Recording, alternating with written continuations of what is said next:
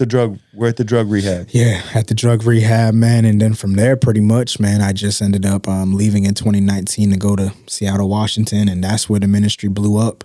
I started speaking in more schools. I tell people all the time that God has done more in Seattle, Washington in my first 2 years than all of my whole career in Rhode Island.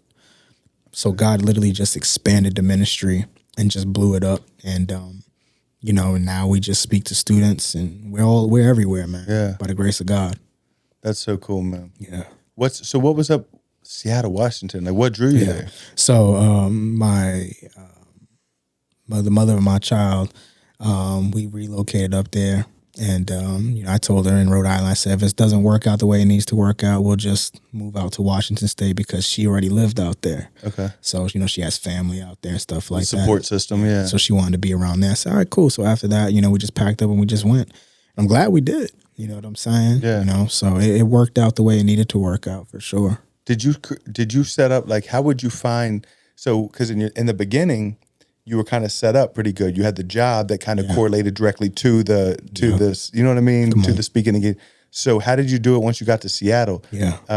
Did you find another job that correlated with it? Or is that when you started your actual speaking career where it was like, Actually, bro, when I first got there, I had pride.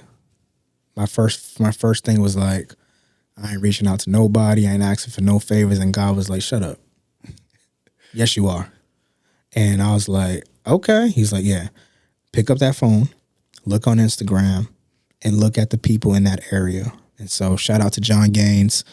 John Gaines, man, my dude, man. That's my dog. And I remember I hit him up on Instagram. I was like, hey, bro, I'm new out here. I don't know nobody. I don't really have much family besides, the mother of my kids and stuff like that. And he was just like, say less. Let's go have some coffee. Went out for coffee.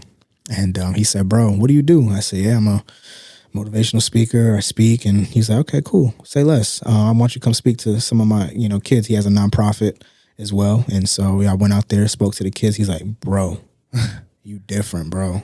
He said, whatever I do, you're going to be speaking. I said, say less. And so that spin off. And then I ended up getting connected to DQ Evans, who was a former NFL player for the Cincinnati Bengals.